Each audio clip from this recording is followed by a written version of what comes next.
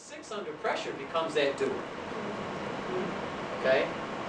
So you might want to check out the 6 point too. That's one way of telling. You know, you might not be that type if it doesn't, if your integration and disintegration points don't work right. You might want to consider, you might be another number. Yeah.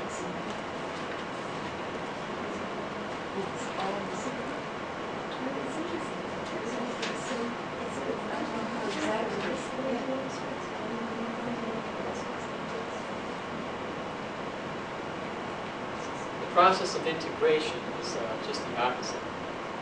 By the way, an interesting thing about these disintegration numbers, it's a funny coincidence. I don't know how much of a coincidence it is, but the number of integration is, see this number down here, 142857? If you take the number 1 and you divide by 7, it comes up with that same exact repeating decimal. 142857. And we'll just keep repeating that through infinity. 142857. If you just keep dividing 1 by 7. Yeah. So, I don't know what that has to do with anything. It's just an interesting way to be able to remember the process of integration, disintegration numbers. And the opposite of that is the integration, which is what we have here. The integration numbers, the 1, when they're feeling in their zone, so to speak, they start to lighten up and become a little more playful, like a 7, right? That extreme, you know, got to do the right thing kind of lightens up. Did anybody see that movie with Jack Nicholson and what was her name? Diane Keaton? Yes. Okay, Diane Keaton was the 1, Nicholson was the 7. And you know, there's that scene in this movie where she comes in with that bowl of white rocks, and he takes that black rock and he drops it in there. That's what the 7 does. The 7 is the one that breaks the ones out of the boxes, so to speak. So the 1, the 7 can help to lighten up the 1. Yeah. The 7 lightens up. 7 under, not so much under press, but in a more serene fashion, move towards 5. They start to, instead of being scattered, they become more focused. Like a 5. A 5, when in their highest zone, is a very focused person. And they start to move. See, this is kind of like the lamp energy, and the 5 is kind of like the laser. So the 7 starts to integrate some of that laser energy. They start to become more focused. 5 moves towards 8.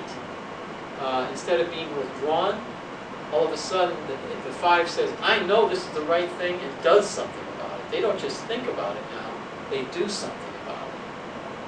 Right? They make a contribution by moving that assertive energy outwards into the doing, which is what an 8 does. The 8, when they finally integrate, they move towards a 2-point. Instead of being that hard-ass type that they normally are, they start to become more loving and magnanimous. They start to actually become, you know, that good-hearted, powerful, supportive type, encouraging type, rather than the, you know, kind of hard-driving type. And the 2, when they integrate, they move towards 4. They start being interested in their own creativity. They start becoming a little bit more self-absorbed and not so other-focused, but start to actually do their work, artistic work, self-creativity and things of that nature. They start to do their own thing, so to speak. And to complete it, it goes back from 4 to 1. The 4 starts to, through their artistic work, starts to stand for a purpose and starts to make a contribution to social reform or something of that nature. There's a lot of artists who've used their art as a way to help to change the world for the better. Reformist type through their artwork. Whether they're musicians or artists, they can use that as a vehicle to help bring about great change. And the inner circle is 3 moves to 6 when they're integrating. So they start, instead of being so self-centered, they start to become more interested in other people and more loyal. They start to open up more. The 6, when they start to integrate, they start to be more serene instead of being anxious. So they start to integrate more of that flowing energy that a 9 has, being at peace and serene, which the 6 normally doesn't have much of that because they're so anxious. And the 9, when they integrate, they move to 3, and they finally start doing things like a 3 does. Right? This is what I need to do. I need to move my, couch potato-ism into my doing-ism over here at the 3 club. So that's what I do when I'm less stressed out. Any questions on that? So these are the opposite ways of the other numbers. Right? The arrow is just pointing in the opposite direction.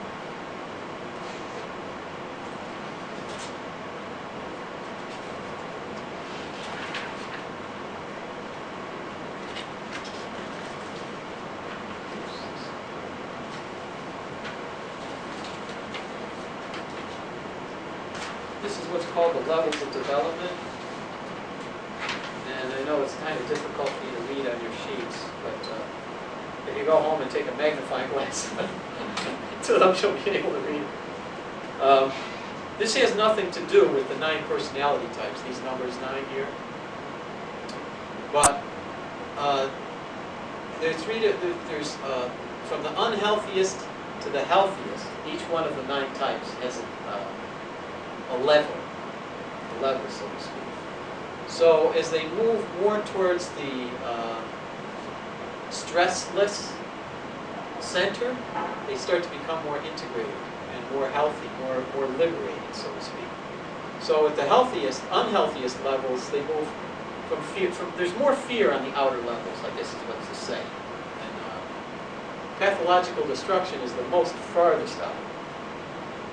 And then it gets a little bit better as delusion and compulsion, and then violation.